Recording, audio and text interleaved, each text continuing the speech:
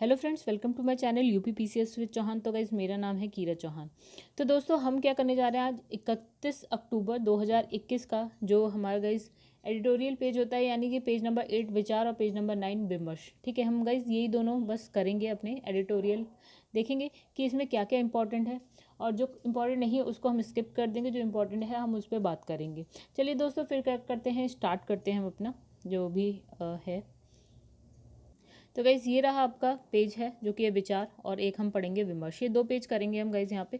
ठीक है, इसमें जो इंपॉर्टेंट न्यूज़ होगी उसको हम करेंगे, जो इंपॉर्टेंट नहीं है उसको स्किप करेंगे। गाइज़ अगर आपको वीडियो पसंद है तो वीडियो को लाइक करिएगा, और अगर आप रियली चाहते हैं कि एडिटोरियल पेज को आगे बढ़ाया जाए, मतलब मैं अपनी वीडियोज़ को आगे बढ़ाऊँ, तो प्लीज़ कमेंट करके ज़रूर बताइएगा कि येस मैम, हाँ आगे बढ़ाइए, आप अगर करने में इंटरेस्टेड हैं, पढ़ने में इंटरेस्टेड हैं तो गाइज़ यहाँ पे देखिए आपका जो पेज है इसमें हम सारी न्यूज़ तो नहीं पढ़ेंगे। जैसे इसमें एक तो हम पढ़ेंगे कि रास्ता रोकने की जिद, यानी कि गाइज अभी जो हमने देखा था कल के एडिटोरियल में भी देखा था कि जो है सुप्रीम कोर्ट ने जो है आपको जो दिल्ली पुलिस है उससे कह दिया था कि जो बैरिकेटिंग्स है उसको हटा दिया जाए।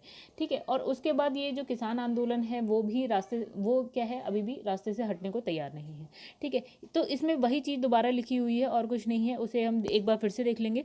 और गाइज यहाँ पे है पुआल प्रबंधन। इसमें ये है जैसे कि अभी हम देखते हैं कि हरियाणा में बहुत ज़्यादा क्या होता है, जब लाइक हरियाणा पंजाब में होता है कि गाइज हरियाणा में ज़्यादातर अभी तक न्यूज़ में हम देखते थे कि दिल्ली का प्रदूषण जो है वहाँ पे जो पुआल है उसको जलाने से हो जाता था। अभी इसमें बात करी गई है बिहार की, इसको भी हम थोड़ा बहुत देख लेंगे। ठीक है, थोड़ा बहुत क्या पूरा ही देखेंगे।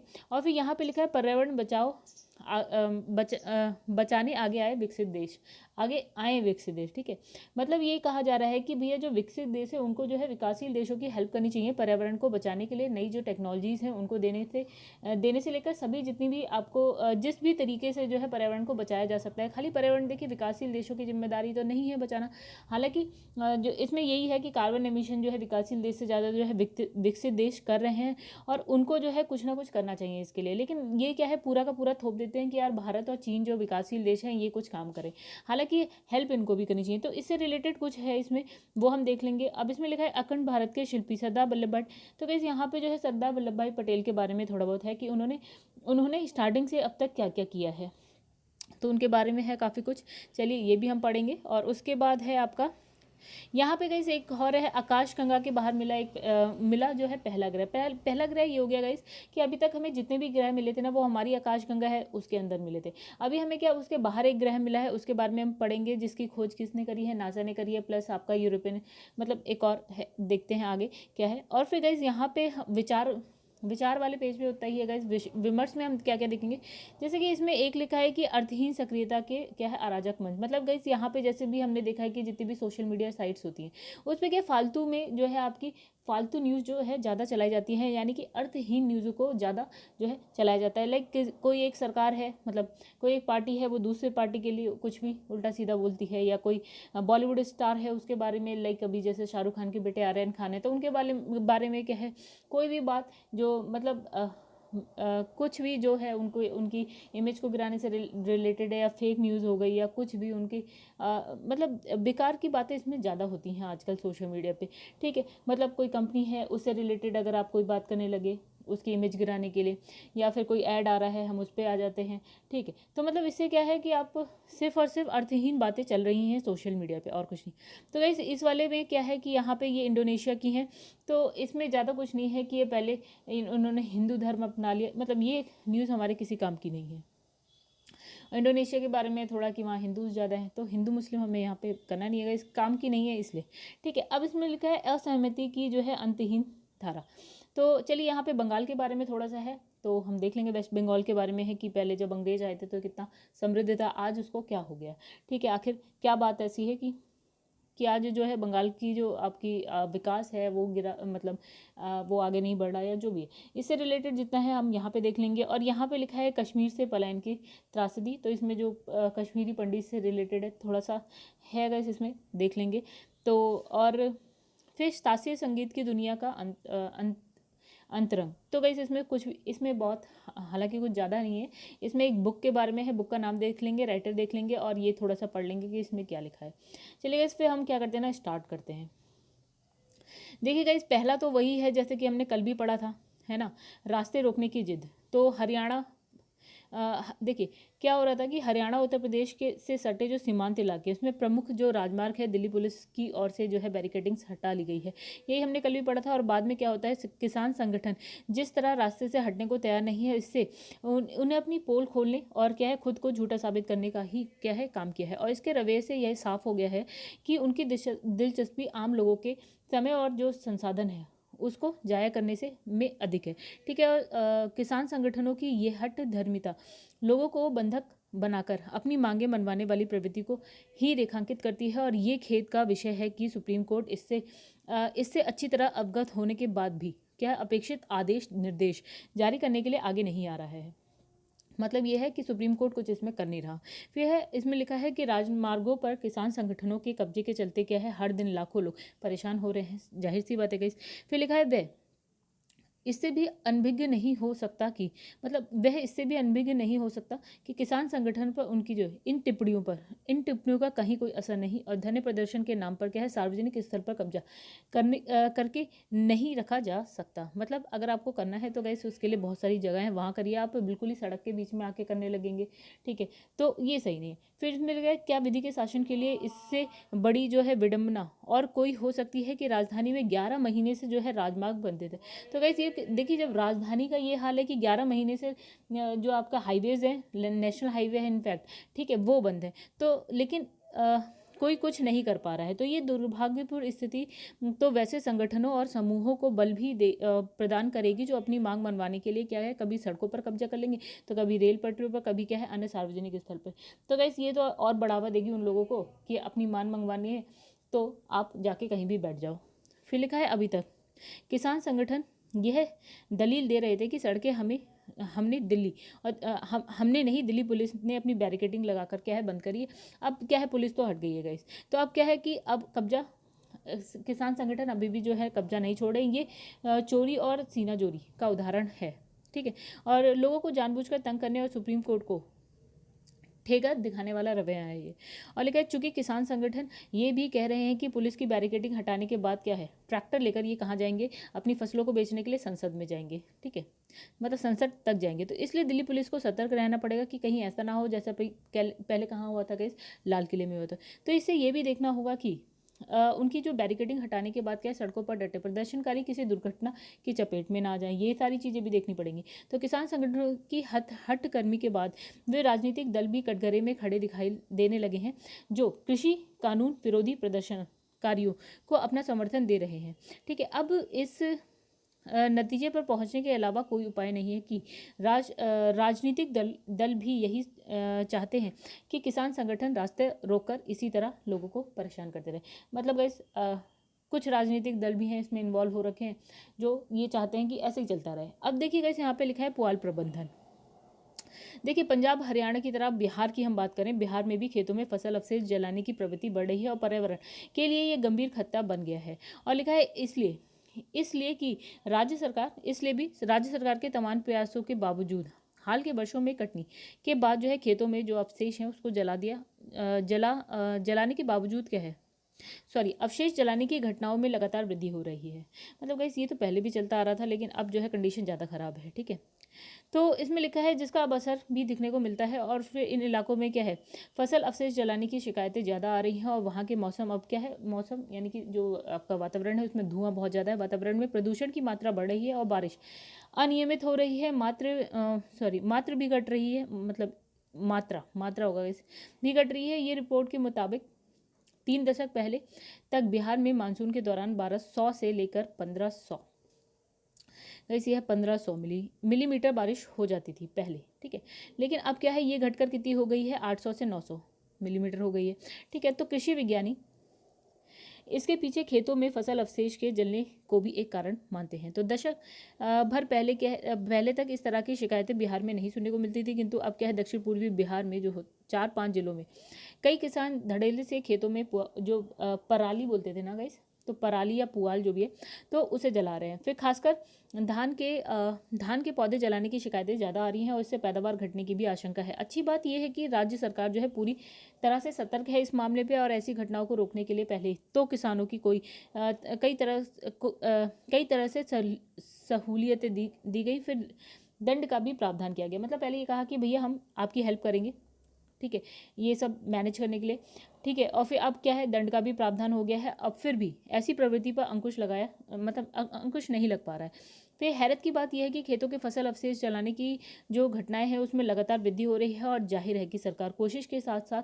मतलब सरकार भी कोशिश करेगा इसके लिए, और आम आदमी को भी इसमें लगना पड़ेगा, ठीक है। अब लिखा है सरकार की कोई भी योजना तभी कारगर होगी जब आम आदमी उसमें क्या होता है, पूरी तरह से हिस्सा ले, इन्वॉल्व हो, ठीक है। अब लिखा है कि उस स्तर की जो है समझदारी विकसित देशों पर ही लोगों से अपेक्षा की जाती है, मतलब समझदारी विकसित होने पर ही लोगों से अपेक्षा की जा सकती है, ठीक है। सबसे पहले किसानों को समझना होगा कि फसल अवशेष का अगर दूसरे कार्यों में उपयोग किया जाए तो पर्यावरण को साफ रखने के साथ साथ क्या है, आर्थिक फायदा भी होगा। मतलब इन्होंने कहा जो फसल अवशेष है ना गाइस, तो उसको हम कहीं और पे यूज़ कर सकते हैं, ठीक है। इससे क्या होगा कि आपका पर्यावरण भी ठीक रहेगा, और दूसरा क्या है, आपका आर्थिक फायदा भी होगी, यानी कि आप किसी अन्य तरीके से भी पैसा उससे कमा सकते हैं। जो आप वेस्ट कर रहे हैं ना, यानी कि जला के वेस्ट कर दे रहे हैं, उसको आप कहीं ऐसे यूज़ करिए कि आप उससे अलग से पैसा कमा सकें। चलिए आइए दूसरी न्यूज़ देखते हैं। यहाँ पे लिखा है गाइस, काफ़ी बड़ी सी है, इसमें लिखा है पर्यावरण बचाने आए आगे, मतलब आगे आए विकसित देश।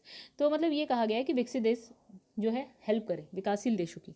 तो इसमें लिखा है पिछले 4-5 दशकों से क्या है, पर्यावरण विज्ञानी इसके लिए आगाह करते चले आ रहे हैं कि जीवाश्म ईंधन, यानी कि जो आपका फॉसिल फ्यूल होता है ना, उसके बढ़ते उपयोग से धरती का तापमान लगातार बढ़ा है, और इससे गंभीर परिणाम जलवायु परिवर्तन के रूप में सामने आ रहे हैं, ठीक है। अब लिखा है इस तमाम जो आपकी चेतावनी है उसके बाद भी विश्व के प्रमुख देश जो है फॉसिल फ्यूल का इस्तेमाल कम करने के लिए तैयार ही नहीं है, ठीक है। एक मत नहीं हो पा रहे इस, क्योंकि देखिए फॉसिल फ्यूल का बहुत बड़ा हाथ है विकास को लेकर, ठीक है। तो इसका जो है, हाँ हमारे पास अल्टरनेट ऑप्शन है, लेकिन उसकी तरफ बढ़ना, अभी उसकी तरफ बढ़ने में क्या है, अभी बहुत ज़्यादा समय लगेगा। तो यहाँ पे कोई एकमत नहीं हो रहा है, और जिस विकसित देशों ने बीते लगभग 100 वर्षों में अपने विकास की गति देने के लिए जो है फॉसिल फ्यूल का जमकर उपयोग किया है, वे अब भी ऐसा करना चाहते हैं। मतलब वो चाहते हैं भैया हम अभी भी वैसे ही करेंगे, क्योंकि हमें अभी तो बहुत आगे बढ़ना है। तो इसमें लिखा है फॉसिल फ्यूल के इस्तेमाल से उनका कार्बन उत्सर्जन विकासशील देश और गरीबी देशों की तुलना में क्या है, बहुत ज़्यादा है। फिर लिखा है जो जलवायु परिवर्तन पर लगाम लगाने के उद्देश्य से इस बार क्या होता है, देखिए ब्रिटेन के ग्लासगो शहर में COP16 सम्मेलन होने जा रहा है, ठीक है। और वहाँ क्या है, विश्व के देश इस पर चर्चा करेंगे कैसे फॉसिल फ्यूल के उपयोग को हम कम कर सकें। तो कहाँ हो रहा है गाइस, ब्रिटेन के ग्लासगो शहर में होगा COP26, ठीक है। इसमें बात होगी कि इसको जो फॉसिल फ्यूल है, यानी कि जो कोयला पेट्रोल हम यूज़ करते हैं, लाइक कोयला पेट्रोल डीजल, उसको कम कैसे करा जाए। तो नई तकनीक को कैसे, कि कौन सी नई तकनीकें अपनाई जाए इसको कम करने के लिए। फिर लिखा है कि ऊर्जा उत्पादन के स्रोत में एक बड़ा जो है स्रोत क्या है, कोयला जनित बिजली संयंत्र है, ठीक है। तो इन संयंत्रों और पेट्रोलियम पदार्थ के उपयोग से जो है कार्बन उत्सर्जन होता है, कार्बन उत्सर्जन इन्हीं से होता है गाइस सबसे ज़्यादा, और इसका पर्यावरण पर क्या है, प्रतिकूल प्रभाव पड़ता है। और कार्बन सोखने की क्षमता जो है जंगलों में होती है, और जो आजकल क्या हो रहे हैं, कम होते जा रहे हैं, ठीक है। उधर क्या है आपका ऊर्जा के जो बाकी स्रोत हैं उनकी अपनी सीमा है। ऊर्जा के बाकी स्रोत जो भी है उसकी सीमा है, ज़्यादा उससे ऊर्जा उत्पन्न नहीं होती, तो लोग उसकी तरफ मूव नहीं करना चाह रहे हैं, देश उनकी तरफ मूव नहीं करना चाहिए। अब लिखा है हाइड्रोजन ऊर्जा जिन बांधों के जरिए पैदा होती है वे पर्यावरण पर अलग तरीके से असर डालते हैं, बांध, ठीक है। अब लिखा है परमाणु ऊर्जा, इसमें समझा जा रहा है गाइस विश्व के तमाम देश अब असुरक्षित मानते हैं परमाणु ऊर्जा को, और ये हो भी सकता है गैस या असुरक्षित हो। फिर खास तौर पर क्या है, रूस में जैसे कि हो गया आपका चेरनोबिल जो आपकी घटना हुई थी, और जापान में फुकुशिमा परमाणु संयंत्र, यहाँ पे जो हादसा हुआ था ना गैस, तो उसको लेकर उसको थोड़ा सा लगता है कि यार परमाणु ऊर्जा में है खतरा थोड़ा सा। फिर लिखा है ग्लासगो सम्मेलन के पहले पर्यावरण मंत्री कौन, भूपेंद्र यादव ने साफ किया है कि पर्यावरण को जिन्होंने अधिक नुकसान पहुंचा है उनकी ज़्यादा जवाबदेही बनती है। मतलब क्या, विकसित देशों की बात कर रहे हैं इनडायरेक्टली। तो उन्होंने पेरिस समझौते के तहत जो है विकासशील देशों को 100 अरब डॉलर की सहायता राशि देने की बात कही है, और उसमें बढ़ोतरी की भी मांग की है। उन्होंने यह भी याद दिलाया है कि अभी तक जो है ऑस्ट्रेलिया और अमेरिका ने कोयले से चलने वाले अपने थर्मल पावर प्लांट बंद नहीं किए हैं। किसने, ऑस्ट्रेलिया और अमेरिका में अभी भी वहाँ पे थर्मल पावर प्लांट चल रहे हैं जो कोयले से चलते हैं, वो कम बंद करने चाहिए, लेकिन अभी तक हुए नहीं। तो स्पष्ट है कि भारत यहाँ अपनी जिम्मेदारी पूरी करने को तैयार है। मतलब देखिए भारत जो है सौर ऊर्जा की तरफ अधिक ध्यान दे रहा है गैस, वहीं ये भी चाहता है कि विकसित देश भी अपने हिस्से की जिम्मेदारी निभाए, भारत ऐसा चाहता है। तो भारत पिछले कोप सम्मेलन में भी यह बात कहता रहा है कि महत्वपूर्ण यह है कि विकसित देश की ओर से अपना दावा पूरा ना करने के बाद भी भारत ने अपनी जिम्मेदारी को समझा है और पिछले एक दशक में सौर और पवन ऊर्जा में खास निवेश किया है भारत ने। बिल्कुल किया है गाइस, ये सही बात है। फिर लिखा है हालांकि क्या है, सौर पवन ऊर्जा की हिस्सेदारी ऊर्जा की बढ़ती जो है खपत है उसको पूरा कर मतलब को देखते हुए जो है कम है, मतलब ये पूरा नहीं कर पाएगी गाइस। सौर ऊर्जा और पवन ऊर्जा अभी तो फिलहाल नहीं कर पाएगी पूरा हमारी जो ज़रूरतें हैं ऊर्जा की उसको, लेकिन भारत इस दिशा में अग्रसर है और सौर पवन ऊर्जा का उत्पादन और अधिक हो गया है। अब लिखा है भारतीय प्रधानमंत्री कौन, क्लीन एनर्जी, भारतीय प्रधानमंत्री क्लीन एनर्जी में निवेश के लिए जो भारत को ना तो केवल सबसे बेहतर विकल्प बता रहे हैं बल्कि क्या है दुनिया भर के निवेशकों को आमंत्रित भी कर रहे हैं। लिखा है आज भारत प्रति व्यक्ति ऊर्जा खपत के मामले में विकसित देशों से बहुत पीछे है। ठीक है, मतलब क्या है, हम ऊर्जा खपत अभी भी बहुत कम कर रहे हैं, जितनी विकसित देश कर रहे हैं ना उससे अभी हम बहुत पीछे हैं गाइस। तो भारत लगातार उन्नति कर रहा है और माना जाता है कि 25 से लेकर 30 वर्ष तक क्या है 8 से 10% तक की जीडीपी वृद्धि होती रहेगी। इस दौरान ऊर्जा खपत में 3-4 गुना वृद्धि हो जाएगी।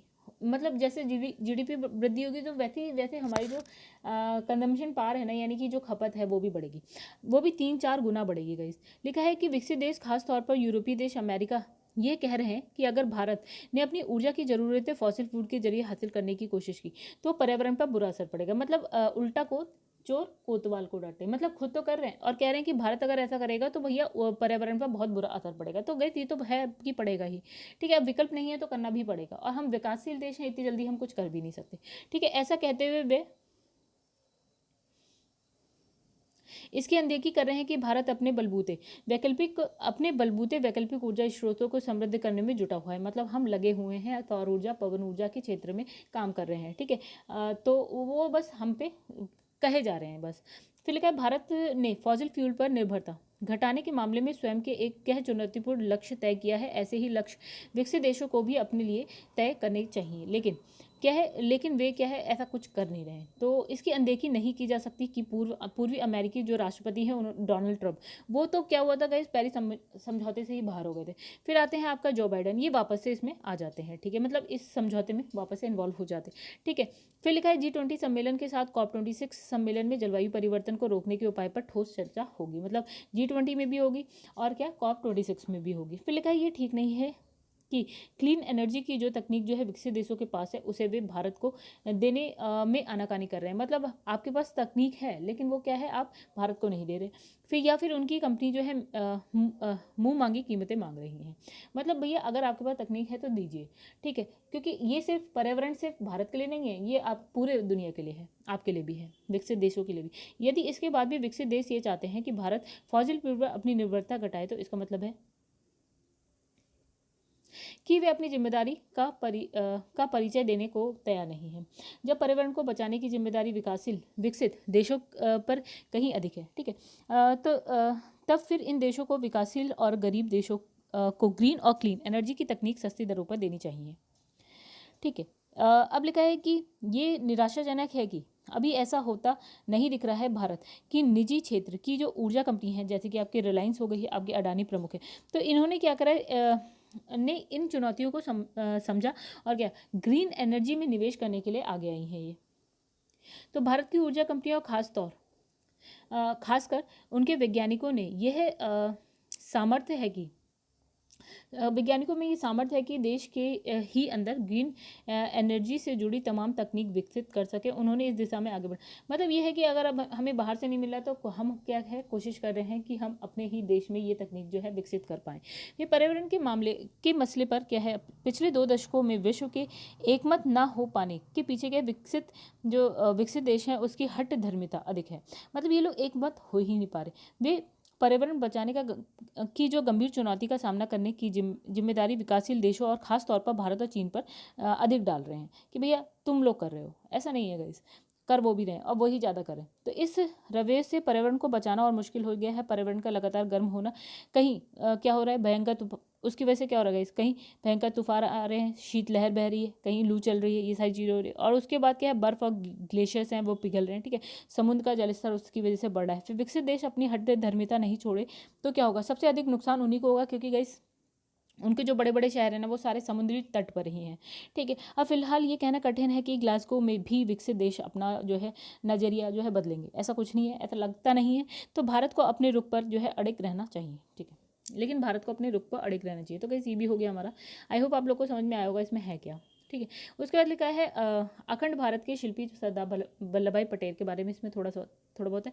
आइए देखते हैं उन्होंने जो जो किया है, बस उसके बारे में जो आप इतिहास में ऑलरेडी पढ़ चुके हैं वही सारी चीज़ें इसमें लिखी हुई हैं, अलग से इसमें ऐसा कुछ भी नहीं। चलिए हम देख लेते हैं एक बार क्या क्या उन्होंने किया, कैसे कैसे आंदोलन करे, कैसे कैसे अपना नेतृत्व प्रदान किया, कैसे भारत को अखंड बनाया, मतलब सॉरी भारत को एकीकृत किया उन्होंने। भारत मतलब जब भारत आज़ाद होता है 1946 के 47 के बाद, तो ये सारी चीज़ें तो इन्हीं के बारे में है। चलिए आइए पढ़ते हैं इनके बारे में भी।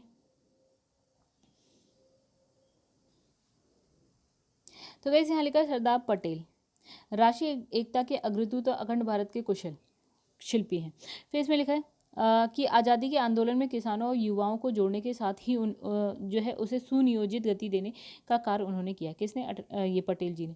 फिर लिखा है यही नहीं, आज़ादी के ठीक पहले वीपी मेनन के साथ मिलकर उन्होंने भारत को एक करने का भी क्या है अभूतपूर्व कार्य किया था। फिर देश की छोटी छोटी 565 रियासतों को क्या करके मिलाकर एक अखंड भारत बनाया।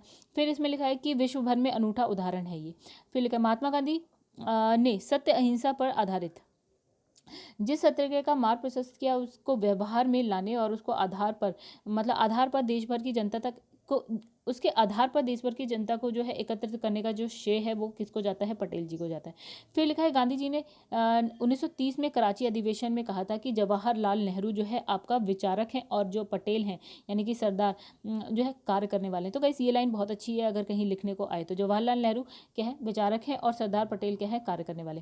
फिर इसमें लिखा है कि खेड़ा सत्याग्रह की बात करते हैं तो इस दौरान पटेल जो है गांधी जी के निकट आए और इसी समय से उन्होंने क्या है कोट पैंट और जो है हैट छोड़कर क्या करा धोती कुर्ता पहनना स्टार्ट कर दिया। फिर गुजरात का खेड़ा क्षेत्र पर क्या होता है भयंकर सूखा पड़ जाता है और यहाँ क्या है किसानों का साथ देते हुए उन्होंने क्या है अंग्रेजों के खिलाफ लड़ाई लड़ी। फिर सक्रिय राजनीति में सत्याग्रह से उनकी जो है शुरुआत होती है और इसका महत्व इस अर्थ में अधिक है कि पटेल ने सत्याग्रह के जरिए राष्ट्रीय स्वाधीनता आंदोलन में किसानों की शक्ति का उदय हुआ। मतलब इनकी सत्याग्रह के जरिए जो आपका किसानों की शक्ति का उदय होता है। फिर लिखा है आपका सरदार पटेल के नेतृत्व में हुए सत्याग्रह के सामने अंततः अंग्रेज सरकार को झुकना पड़ा और क्या है इस वर्ष किसान को करों से राहत मिली, ठीक है। फिर आता है आपकी पटेल ने ही आज़ादी के आंदोलन में किसानों के साथ युवा शक्ति को भी जोड़ने का कार्य किया। अब इसमें लिखा है 28 सितंबर 2021 को अहमदाबाद में विद्यार्थियों की एक सभा को संबोधित करते हुए उन्होंने कहा कि स्वदेशाभिमानी और स्वाभिमान चाहने वाले सभी छात्रों को सरकारी कॉलेज और स्कूल को छोड़ दें और असहयोग जो आंदोलन था गाइस उसमें सहयोग करें, ठीक है। फिर लिखा है आज़ादी के लिए संघर्ष की धुंध भी बज रही है। फिर लिखा है कि लड़ाई छिड़ गई है ऐसे समय में मैं क्या करूँगा, मेरा क्या होगा, जैसे विचार पर ध्यान न देकर सबको स्वाधीनता आंदोलन के लिए सहयोग करना चाहिए, ये पटेल कहते हैं सबसे। फिर लिखा है राष्ट्रीय स्वाधीनता आंदोलन में पटेल के नेतृत्व में हुए बारदोली आंदोलन की विशेष भूमिका है। फिर यहाँ लिखा है 1928 में गुजरात में बारदोली सत्याग्रह इसलिए किया गया। देखिए बारदोली सत्याग्रह भी हमने सारी चीज़ें हमने इतिहास में पढ़ी, तो ये इसलिए किया गया था कि प्रांतीय सरकार ने किसानों की लगान में 30% तक की वृद्धि कर दी थी प्रांतीय सरकार ने, और पटेल ने इस लगान वृद्धि का खुलकर विरोध किया और उनके नेतृत्व में सत्याग्रह आंदोलन के कुचलने के लिए अंग्रेज सरकार ने क्या हर संभव प्रयास किया और अंत में क्या होता है विवश होकर अंग्रेज सरकार ने किसानों की मांग के आगे सर झुका दी। तो पटेल के नेतृत्व में हुए इस आंदोलन मतलब ये जो सत्याग्रह आंदोलन है उसके सफल होने के बाद क्या होता है कि जो वहाँ की महिलाएं हैं वो सरदार वल्लभ भाई पटेल को क्या सरदार की उपाधि दे देती हैं।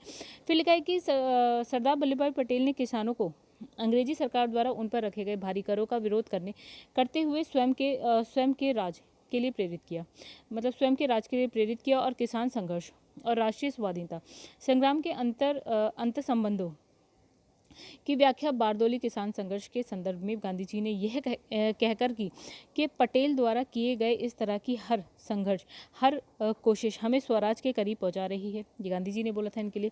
फिर लिखा है ये सच भी है कि सरदार पटेल का जो लौह नेतृत्व ही ऐसा था जिससे क्या है देश की आम जनता मतलब जो आम नागरिक या आम जनता है स्वाधीनता के लिए निरंतर प्रेरित हुई। फिर लिखा है सरदार पटेल जो है आपके बहुमुखी व्यक्तित्व के धनी थे। लक्ष्य के प्रति समर्पित उनका जो है राष्ट्रभक्ति ऐसी थी जिसमें क्या है दृढ़ संकल्प से सदा ही सफलता मिलती रही, और इसमें कहीं कोई बनावटीपन नहीं था, ना ही अपने आप को स्थापित करने का उनका कोई आग्रह था। फिर लिखा है भारतीय राष्ट्रीय आंदोलन की वैचारिक और क्रियात्मक रूप में उन्होंने नई दिशा दी। फिर लिखा है विरोधी के हृदय को जीतना भी सरदार पटेल को बखूबी आता था। स्वतंत्रता मिलने के साथ ही देसी राजाओं को भारतीय संघ में सम्मिलित करके इतिहास में एक अद्वितीय उदाहरण उन्होंने प्रस्तुत किया। फिर गाइस क्या होता है, हालांकि आरंभ में रियासतों के एकीकरण से क्या होता है, बहुत से राजा क्या होते हैं उनसे नाराज हो जाते हैं, परंतु क्या होता है राष्ट्रभक्ति और देश के लिए ही सब कुछ करने की मंशा के बाद में ऐसे सभी राजा उनके गहरे मित्र हो जाते हैं। अब जब पटेल का निधन होता है तो गाइस क्या होता है कि अनेक राजाओं ने कहा कि उनका मित्र और रक्षक चला गया। फिर लिखा है यहाँ पे कि ये सरदार पटेल ही थे जिन्होंने हैदराबाद और जूनागढ़ को क्या है कि के मामले में व्यवहारिक और कड़ा रवैया अपनाते हुए कार्रवाई की, और इसी से ये दोनों रियासतें भारत में मिल गई। फिर लिखा है चीन की मित्रता को भी वो पहले से ही मतलब मित्रता को लेकर वो पहले से शंका में थे, ठीक है। और फिर राजनीति से अधिक राष्ट्रहित उनके लिए सर्वोपरि था, मतलब राजनीति नहीं राष्ट्रहित। फिर लिखा है पटेल जब 1950 में अंतिम बार हैदराबाद गए थे तो वहाँ जो है मानपत्र प्रदान करते हुए उन्हें जो है मानपत्र प्रदान करते हुए प्रशंसा की गई उनकी, ठीक है। तो पटेल क्या कहते हैं कि मुझे मानपत्र देने का अभी कोई समय नहीं है। जब आदमी दुनिया छोड़कर चला जाता है असल मानपत्र तो उसके बाद मिलता है, क्योंकि कोई आदमी आखिरी दिन तक कोई गलती ना करे तब उसकी इज्जत रहती है। फिर इसलिए हमें ईश्वर से प्रार्थना करनी चाहिए कि आखिरी दम तक हम शुद्ध और निस्वार्थ भाव से जनता की सेवा करते रहें। फिर लिखा है सरदार पटेल बहुत जल्दी ही दुनिया से चले गए थे, परंतु राष्ट्र के प्रति उनका समर्पण और त्याग दृढ़ निश्चय के लिए गए उनके निर्णय सदा हमें उनकी याद दिलाते रहेंगे। और ये लौह पुरुष थे और उन्होंने अपनी पूरी ताकत देश की स्वाधीनता और बाद में अखंड भारत के निर्माण में लगा दी, और सच में वह क्या थे, युग पुरुष थे। तो वैसे ये आपका हो गया कंप्लीट। और इसके बाद एक ये वाला और एक पार्ट रहता है, उसके बाद पेज नंबर 8 हमारा कंप्लीट होगा। फिर लिखा है गाइस यहाँ पे देखिए क्या लिखा है, आकाश गंगा के बाहर मिला पहला ग्रह, ठीक है। ये भी इंपॉर्टेंट है, विमर्श में बहुत ज़्यादा नहीं है, थोड़ा बहुत है। तो इसमें देखिए क्या लिखा है कि खगोल वैज्ञानिकों को हमारी मिल्की वे आकाश गंगा के बाहर क्या होता है कि एक तारे के इर्द गिर्द एक ग्रह के विद्यमान होने के संकेत मिले हैं। तो ये पहला मौका था जब हमारी आकाश गंगा के बाहर किसी ग्रह का अस्तित्व का पता चला। देखिए आकाश गंगा के बाहर है ये, ठीक है। तो इस संभावित बाहरी ग्रह की खोज किसे, नासा की चंद्र एक्स रे ऑब्जर्वेटरी ने क्या है वर्लपूल गैलेक्सी में की है। और इस आकाशगंगा को मैरियर 51 भी कहा जाता है, और ये हमारे सौरमंडल के बाहर किसी तारे के परिक्रमा करने वाले ग्रह को बाहरी ग्रह या फिर हम क्या बोलते हैं एक्सोप्लैनेट कहते हैं। मतलब हमारे सौरमंडल के बाहर है कोई तारा, जैसे कि हमारा जो सूर्य है, सूर्य एक तारा है जिसके चारों तरफ हमारी पृथ्वी क्या है ऐसे करके परिक्रमा करती है। तो इसमें यही बोला है कि सौरमंडल के बाहर किसी तारे की परिक्रमा करने वाले ग्रह को बाहरी ग्रह कहते हैं, मतलब हमारे सौरमंडल के बाहर है। तो या फिर हम इसको एक्सोप्लैनेट भी कहते हैं। वैज्ञानिकों द्वारा अभी तक खोजे गए सारे बाहरी ग्रह मिल्की वे आकाशगंगा में विद्यमान है। इसमें अधिकांश क्या है, जो पृथ्वी से कितनी दूर है गाइस, ज़्यादा से ज़्यादा आपके 3,000 प्रकाश वर्ष दूर है। लेकिन ये वाला गाइस कितनी दूर है, ये आपका 2.8 करोड़ प्रकाश वर्ष दूर है। यानी कि ये अगर हमारी आकाशगंगा से जो ये ग्रह है हमारी आकाशगंगा में मिले ग्रहों में हजारों गुना अधिक दूर है। फिर लिखा है खगोलीय जो वैज्ञानिक हैं एक्सरे वेव लेंथ पर संभावित जो है बाहरी ग्रहों की खोज की रणनीति अपना रहे हैं। इससे दूसरी आकाशगंगाओं में भी ग्रह खोजना क्या है मुश्किल है, मुमकिन है, ठीक है। मतलब क्या अपना रहे हैं, एक्सरे वेवलेंथ। देखिए क्या लिखा है, एक्सरे वेवलेंथ पर संभावित ग्रहों की खोज करने जा रहे हैं, मतलब इसका यूज़ करने जा रहे हैं एक्सरे वेवलेंथ का को हिंदी में बोलते हैं तरंग दैर्घ्य, राइट। तो इसका यूज़ करने जा रहे हैं ग्रहों को खोजने के लिए।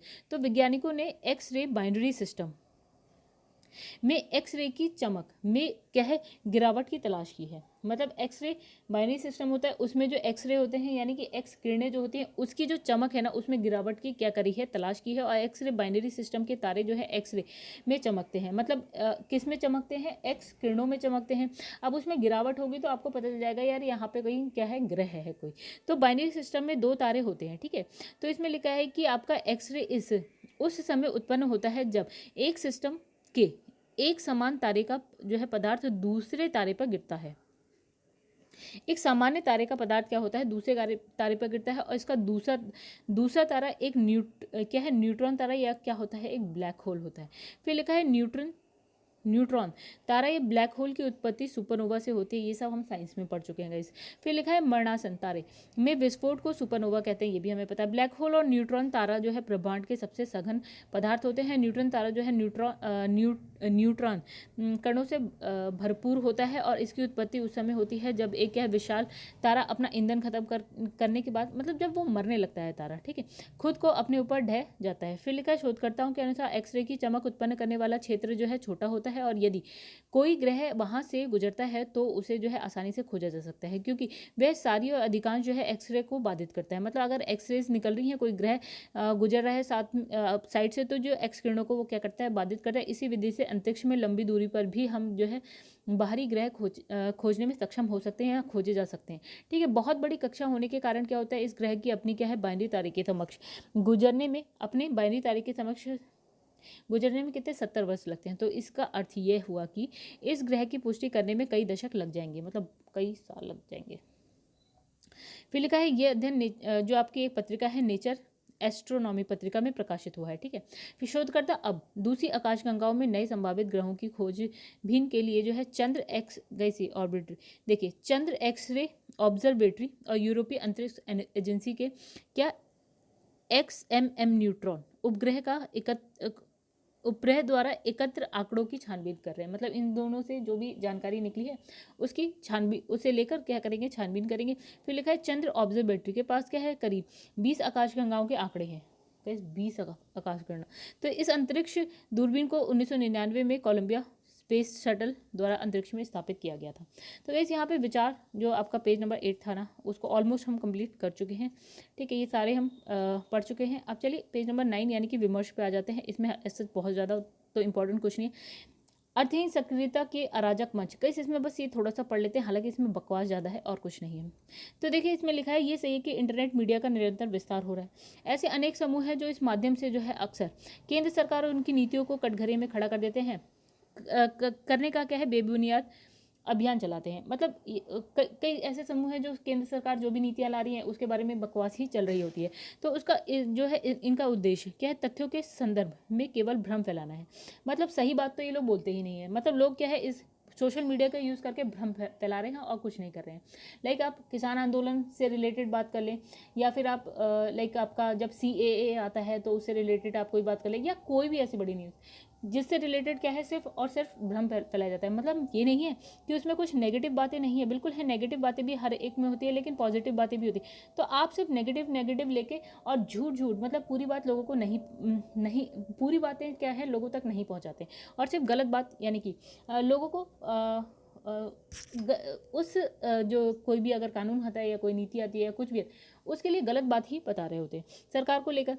फिर जो है इनका उद्देश्य तथ्यों के संदर्भ में केवल क्या है, भ्रम फैलाना है। लिहाजा इंटरनेट मीडिया के मंचों पर क्या है, कई बार अराजक स्थिति भी दिखती है, लेकिन खास विचारधारा से प्रभावित इंटरनेट मीडिया के इस वीरों को यह समझना चाहिए कि देश के एक बड़े जनमानस को इससे जो है भ्रमित नहीं किया जा सकता। मतलब ऐसा भी नहीं है कि सब लोग भ्रमित हो जाएंगे, बहुत लोग अब क्या है सच्चाई जानते हैं गाइस। चलिए ये तो हो गई बात इसकी, तो इसमें ऐसा कुछ खास है नहीं, बकवास इसमें ज़्यादा लिखी है तो हम इस पर टाइम वेस्ट नहीं करेंगे। चलिए इसमें भी देख लेते हैं थोड़ा सा क्या है, एक लाइन। तो इसमें लिखा है, एक है सुकमावती की सुखद क्या है, घर वापसी। क्या घर वापसी गाइस, ये है सुकमावती, ठीक है। ये है कौन, इनके बारे में एक बार देख लेते हैं। तो क्या है, इंडोनेशिया के जो पूर्व प्रधानमंत्री हैं सुकर्णो कि ये छोटी बेटी हैं, क्या नाम है, सुकमावती। उन्होंने हिंदू धर्म अपना लिया। बस गाइस इसको हम इतना ही यहीं पे छोड़ देते हैं, और ज़्यादा इसमें कुछ नहीं हम पढ़ें तो ज़्यादा अच्छा है, क्योंकि इसमें कुछ काम का नहीं। फिर लिखा है तो गाइस यहाँ पे लिखा है असहमति की अंतहीन धारा। तो ये थोड़ा सा अच्छा है। थोड़ा अच्छा क्या है, इसमें थोड़ा सा हम बंगाल के बारे में पढ़ेंगे। कि आखिर वहाँ कहानी चल क्या रही है, क्या चल रही थी, क्या चल रही है उसे। तो इसमें लिखा है कि अंग्रेजों, तो अब हम अंग्रेजों पे पहुंच गए गाइस इसमें। तो इसमें लिखा है अंग्रेजों उनकी भाषा के संपर्क में भाषा के संपर्क में सबसे पहले आने वाला और भरपूर लाभ उठाने वाले कौन थे? बंगाली। बंगालियों ने पूरे देश को क्या है राष्ट्रवाद का पाठ पढ़ाया है। मतलब सबसे पहले जो है ना अंग्रेजों ने कहाँ पे अधिकार जमाया गया? इस बंगाल पे ही जमाया था, ठीक है। वहाँ पे वो समृद्ध लगा उन्हें, तो वहाँ पे पहुँच गए। तो लाभ भी सबसे ज़्यादा बंगालियों ने ही उठाया था उनसे। फिर लिखा है देश की जनता में स्वाभिमान का भाव जगाया, फिर फलस्वरूप देश में स्वाधीन होने की आकांक्षा जगाई और हमने सामूहिक प्रयासों से स्वाधीनता प्राप्त की है। तो ऐसे में ये प्रश्न उठना स्वाभाविक है कि वही बंगाल आज क्यों इतना क्या है दुरावस्था पर आंसू बहा रहा है, ठीक है। राजा जैसे इसमें लिखा है राजा राम मोहन राय, विवेकानंद हो गए या रविन्द्रनाथ टैगोर हो गए जैसे जो मनीषियों और सुभाष चंद्र बोस जैसे क्रांतिकारियों के कारण जिस राज्य को कभी पूरे देश में सम्मान की दृष्टि से देखा जाता था उसे मतलब उसी राज्य में क्या है शांति से जीने के लिए गुंडों की खुशामद करनी पड़ रही है, ठीक है। अब लिखा है सुगतो हाजरा की पुस्तक है, क्या नाम है? Losing the plot political isolation of West Bengal, ठीक है। ये इनकी बुक है, तो वैसे ये याद रखिएगा। सुगतो हाजरा की बुक है आपकी, losing the plot political isolation of West Bengal, ठीक है, में राज्य की दुर्गति के कारण को गहराई से तलाश करने का प्रयास किया गया है। इसमें लिखा है कि पुस्तक में जो है बंगाल और उनके लोगों की राजनीतिक चरित्र और उनकी आज़ादी से पहले के उनके नेताओं के सपने कालांतर में उन खबरों के चकनाचूर होने का जीवंत चित्रण किया गया है। लेखक ने स्वतंत्रता आंदोलन के दौरान बंगाल के नेताओं के साथ हिंदी प्रदेशों के नेताओं के मतभेदों का काफ़ी गहराई से विश्लेषण किया है और इन विश्लेषण के आधार पर लेखक का मानना है कि बंगाल की जो आपकी मूल समस्या उनका जो राष्ट्रीय राजनीति समाज से संपूर्ण अलगाव है। ये कारण है गाइस कि बंगाल आज इतना पिछड़ा हुआ क्यों है। उनकी अपनी जो राजनीति है वो या आपका सबसे अलग होकर रहना, उनकी मुख्य वजह क्या है? राज्यों के अंदर बहने वाली असहमति की अंतरहीन धारा है। देखा स्थिति ये हो गई है कि देश के आर्थिक, राजनीतिक और सामाजिक जीवन को दिशा देने वाला यह राज्य आज स्वयं दिशाहीनता का पराकाष्ठा पर पहुंच चुका है। अब लिखा पिछले विधानसभा चुनाव में प्रधानमंत्री नरेंद्र मोदी की अगुवाई में भाजपा ने बंगाल को राष्ट्रीय राजनीति में जोड़ने का जो है अथक प्रयास किया था, लेकिन वहां की जनता ने उन्हें क्या है अस्वीकार कर दिया कि मोदी जी को। फिर लिखा है इस तरह बंगाल ने राष्ट्र की मुख्य धारा में शामिल होने का एक और मौका खो दिया।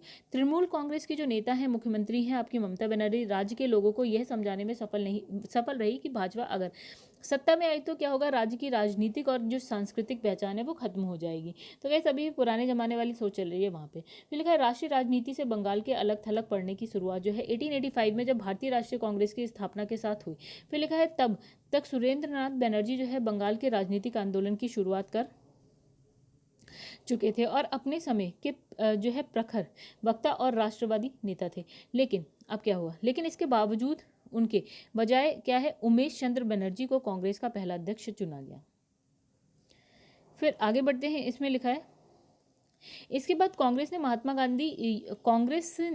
गांधी युग में प्रवेश किया और जहां बंगाल के नेताओं के साथ उनकी बिल्कुल नहीं पटी। तो सुभाष चंद्र बोस और गांधी जी के बीच राजनीतिक मतभेद हमेशा रहते ही थे। तो लेखक का मानना है कि जो चित्तरंजन दास है उनकी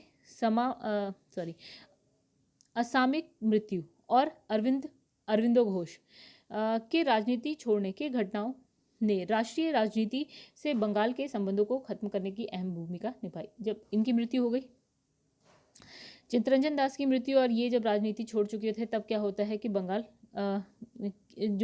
के संबंधों को जो है खत्म करने की अहम भूमिका निभाई राष्ट्रीय राजधानी से, ठीक है, राष्ट्रीय राजनीति से। फिर लिखा है स्वतंत्रता प्राप्ति के बाद जब तक केंद्र और बंगाल में अब देखिए यहाँ पे स्वतंत्रता मिल गई, अब क्या हो रहा है देखिए गाइस। तो जब स्वतंत्रता जो है प्राप्ति के बाद क्या होता है, जब तक केंद्र और बंगाल में जो है कांग्रेस की सरकार रही, तब तक बंगाल को भी केंद्र से मदद मिलती रही। लेकिन जो है वाम मोर्चा कि सरकार के सत्ता में आने के बाद क्या होता है, ये संबंध धीरे धीरे हो गया खत्म।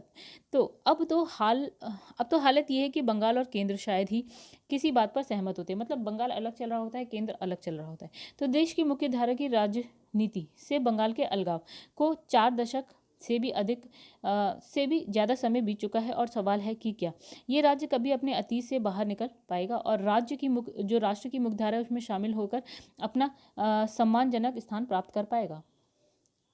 तो गाइस आगे क्या लिखा है इसमें, चलिए इतना ही है गाइस, ये बंगाल के बारे में ही था कि कैसे जो है बंगाल आपका केंद्र से एकदम अलग थलग होकर चलता है, मुख्य धारा से, राष्ट्र की मुख्य धारा से अलग थलग होकर चलता है। इसमें और कुछ नहीं।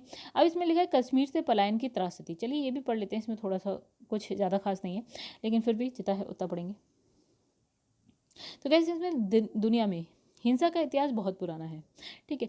सभ्यता के साथ हिंसा और प्रभुत्व स्थापना के लिए स्वयं को श्रेष्ठ सिद्ध करना और सामने वाले का दमन करना पुराने समय से होता आया है। लेकिन अब जाति, धर्म, पंथ, संप्रदाय के नाम पर हिंसा होती है और मानवता शर्मसार हो उठी है। तो ऐसा अनेक बार हुआ है जब इन सबके नाम पर मनुष्यों ने मनुष्य का ही रक्त बहाया। कश्मीरी पंडित के पलायन की बात है गाइस यहाँ पे। कश्मीरी पंडित के पलायन की त्रासदी भी इसी की एक कड़ी है, ठीक है। अब लिखा है ना जाने कितने कश्मीरी पंडित को बर्बरता का सामना करना पड़ा। फिर लिखा है कितने को आतंक के डर से पलायन करना पड़ा। तो इसका दर्द और अपने को खोने का जो दुख है वही समझ सकता है जो इस तरह के खौफनाक दौर से गुजरा हो। तो डॉक्टर रश्मि का उपन्यास, मतलब ये है डॉक्टर रश्मि है, एक लेखिका है, उनका उपन्यास है क्या क्या घाटी नाम से है। तो गाइस ये भी याद रखिएगा। तो इसी त्रासदी पर आधारित है। तो इसमें थोड़ी सी कहानी है। तो उपन्यास में जो नायिका थी वो कौन थी, केसर नायिका थी, उनका नाम था केसर, ठीक है। वो थी कश्मीरी पंडित, और जो नायक थे वो थे आपके मनवीर सिख हैं, ठीक है। फिर दोनों अपने जीवन में त्रासदियों से गुजरते हैं और केसर पर क्या है जो है हिंसक घटनाओं का इस कदर असर पड़ता है कि वो क्या करते हैं, अपने माता पिता का घर और क्या है अपनी घाटी छोड़कर चली जाती हैं। तो उनके भीतर जो है आतंकवादियों की बर्बरता, मारकाट और अमानवीय कृत्य का डर समा जाता है। अब जो है मनवीर होते हैं 1984 में सिख विरोधी दंगों में अपने परिवार को खो देते हैं। तो उसी दंगे में उनकी और उनके पिता की जान केसर के चलते बच जाती है, ठीक है। अब क्या होता है, इन दोनों में प्रेम हो जाता है। फिर लिखा है कि वे जीवन साथी बन जाते हैं। केसर कश्मीर छोड़ देती हैं और उनकी माँ उनको वापस बुलाती हैं बार बार। तो कुछ सालों बाद यानी कि वो ये जाना चाहती नहीं है जल्दी।